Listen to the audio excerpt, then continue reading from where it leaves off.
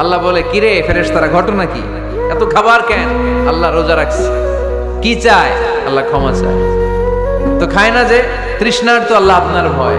আমার দেখছে না, আল্লাহ আপনারা দেখে নাই। জান্নাত দেখে নাই, আমার জাহান্নাম দেখেছে। আল্লাহ কিন্তু জানে, তারপরে ফেরেশতাদের মুখ থেকে বের করা হবে। সুবহানাল্লাহ পড়েন। আমার জাহান্নাম দেখেছি কিনা বলো। ফেরেশতারা বলে, না জাহান্নাম দেখে নাই। আমার জান্নাত দেখেছে কিনা বলো। জান্নাতও দেখে নাই, কিছুই দেখে নাই, আপনারেও দেখে নাই। আল্লাহ এবার খুশি হয়ে যাবে। আমার খুশির জন্য, আমার ভয়ে তৃষ্ণার্ত ক্ষুধার্ত সামনে খাবার হাত বাড়ালেই খেতে পারে, গ্লাসটা তুললেই পান করতে পারে, আমার ভয়ে খায় না। আমার ক্ষমা চায়, আমার কাছে ক্ষমা প্রার্থনা করে। এখন আমার বান্দা যা দোয়া করবে, বান্দার সব দোয়া আমি কবুল করে নেব। আল্লাহর ভালোবাসা সফট কর্নার খুব গ্রো করে, ঝোপ বোঝে খুব মারতে হবে, ঠিক কিনা?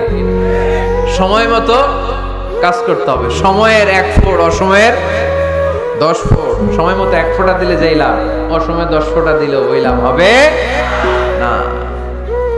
সময় মতো কাজ করতে হবে। ইফতারের আগ মুহূর্তে দোয়া করবেন।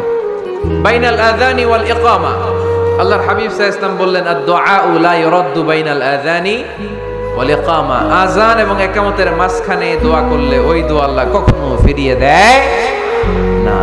জোহরের আযান হইছে, সুন্নাত নামাজ পড়ে বসে আছেন, মুয়াজ্জিন সাহেব আসে না, ইমাম সাহেবও বের হয় না। এই সময়টা অনেকে কিছুই করে না, ঘড়ির দিকে তাকায় থাকে, মোবাইল টিপে, পাশের লোকের সাথে কথা বলে। কিন্তু এটা যে it's a very high time to make দোয়া, এটা যে দোয়া করার সবচেয়ে দামি সময়, এটা অনেকে টেরই পায় না। ইউসুফের খিলের ভাইয়েরা, আপনাদের মনে থাকবে তো, আযান ইকামতের মাঝখানে সময় পাইলে কি করবেন? লিস্ট করবেন কি কি লাগবে। আল্লাহ আমার টাকা লাগবে, আল্লাহ আমার পয়সা লাগবে, আল্লাহ আমার স্বাস্থ্য খারাপ সুস্থতা লাগবে, আল্লাহ আমার ছেলে নাই ছেলে লাগবে, আল্লাহ আমার মেয়ে নাই মেয়ে লাগবে, আল্লাহ আগামী ইলেকশনে আমি দাঁড়াইতে চাই, আমার তুমি চেয়ারম্যান বানাই দিও। এইগুলো লিখবেন। পারবেন? কথা কয় না।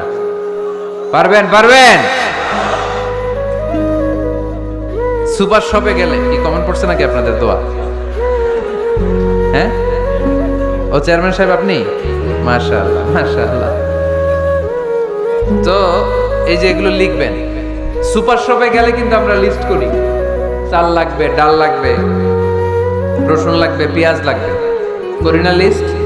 দেখেন দুনিয়ার জন্য কত কনশাস আমরা, কত সচেতন, কিন্তু আল্লাহর কাছে কি চাওয়া লাগবে ওইটা নিয়ে টেনশন নাই।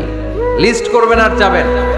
এরপর আল্লাহর হাবিব বললেন, দুবুরা সালাওয়াতিল মাকতুবা, প্রত্যেক ফরজ সালাতের পরে আমরা যে আল্লাহর কাছে দোয়া করি, ওই দোয়া কবুল করে কে? তাসবিহ পড়বেন আগে, এরপরে দোয়া। ওইটা আমাদের দেশে যেটা, ওইটা না। আসসালামু আলাইকুম রাহমাতুল্লাহ, আসসালামু আলাইকুম রাহমাতুল্লাহ, আল্লাহুম্মা আমিন ইয়া আরহামার রাহিমিন। আছে না এরকম একটা দোয়া? আল্লাহর হাবিব কিন্তু এরকম করতেন না, সাহাবারা করতেন না। ওনারা বসে বসে তাসবিহ পড়তেন লম্বা সময়। তাসবিহ পড়ে এরপরে দোয়া করেন, কবুল হবে। আয়াতুল কুরসি পড়বেন, কবুল করে নিবে কে?